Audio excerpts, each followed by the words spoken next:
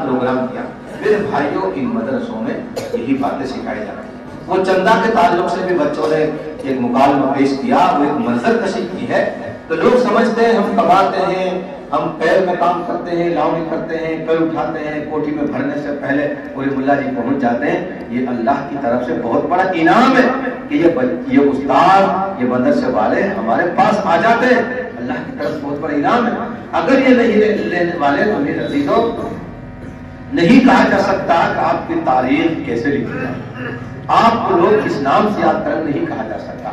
इसलिए इनका हम एहसान समझे कि ये बेचारे हमारे दर पे आ करके और कुछ ना कुछ ले जाते हैं, वरना हमसे तौफीक नहीं होती कि सर पे लाद के हम लाएं और मदरसे में पहुंचा के जाए। इनका बहुत बड़ा एहसान है हमारे। तो इसको हम बुरा ना समझें, इसको हम घटिया ना समझें। कितना बड़ा काम मौलाना हसन साहब, अल्लाह इनके काम और तरक्की बरकत दे। जब भी मैं आता हूँ कोई ना कोई काम नया, माशाल्लाह देखो पहले आए तो सेंटरिंग की तैयारी चल रही थी, आज आए तो अल्लाह ने लेंटर भी डाल दिया, सेंटरिंग भी खुल रही है, इतनी बड़ी आलीशान मस्जिद।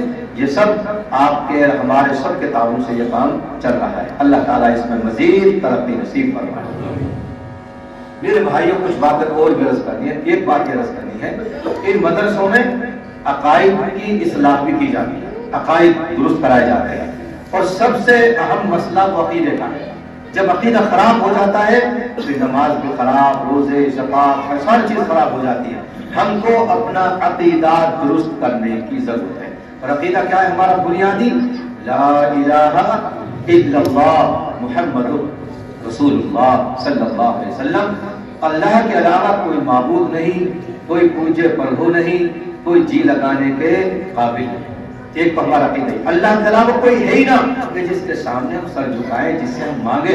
एक अल्लाह की जात है, मुहम्मदुर रसूलुल्लाह, मुहम्मद सल्लल्लाहु अलैहि वसल्लम अल्लाह के रसूल है।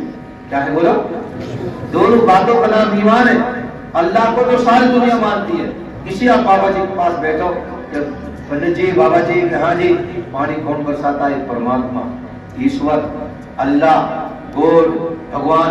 वो कुछ ना कुछ अपना जबान में नाम लेते हैं, एक अल्लाह को बताते हैं। मेरे भाइयों, सारी दुनिया मानती है, लेकिन मुहम्मद रसूलुल्लाह को सारी दुनिया, अरे बोलो, नहीं मानती। तो सिर्फ अल्लाह को अल्लाह मानने से मुसलमान हो जाए नहीं हो सकता। तब तक जब तक कि वो मुहम्मद सल्लल्लाहु अलैहि वसल्लम को अल्लाह का रसूल न माने। और रसूल मानने में भी दो चीजें, एक तो रसूल मानना, एक आखिरी रसूल मानना।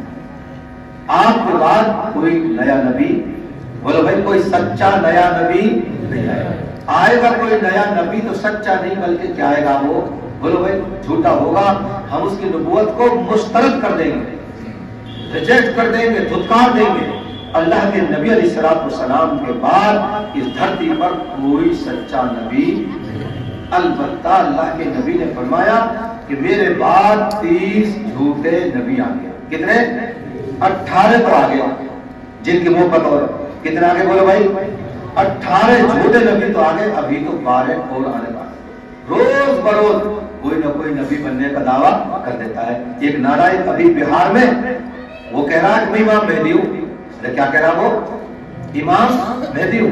तो हम उनकी वीडियो सुनकर के बहुत सारे लोग फिसल रहे हैं, नौजवान फिसल रहे हैं, उनकी बात सुन करके। ऐसे गुमराह लोगों की बात ना सुनी जाए।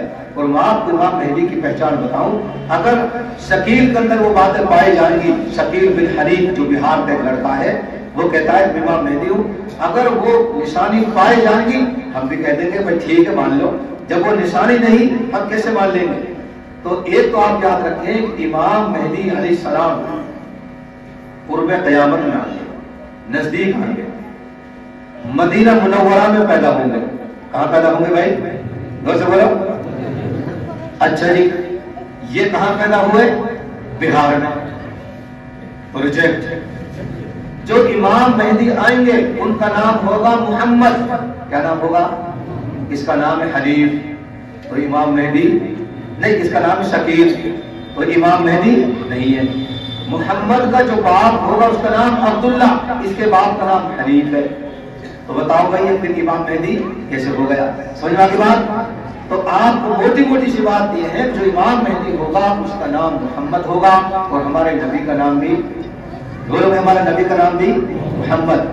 जो इमाम मेहदी होगा मोहम्मद, उसके बाप का नाम अब्दुल्ला, और हमारे नबी के बाप का नाम भी बोलो भाई अब्दुल्ला। और अल्लाह के नबी अलैहिस्सलाम की जो कब्र मुबारक है जिसको रोजा कहते हैं, अभी बच्चे ने कहा ना कि मेरे नबी का रोजा कहाँ है, मदीने में। आप कह रहे हो रोजा क्या है? वो रोजा ना जिसे हम रमजान के महीने में रखते हैं, रोजा उसकी तो स्पेलिंग भी अलग है, इसकी स्पेलिंग अलग है। वो रोजा तो है जा से रोजा, ये द्वार से रोजा, रोजा तो रोजा के माने बाप, अरे रोजा के माने बाप।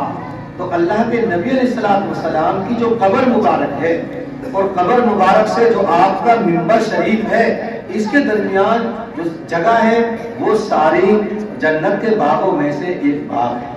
क्या है भाई बोलो? तो बाग, रोजा के माने बाग, और उसे कहते हैं आम जबान में जन्नत की क्यारी।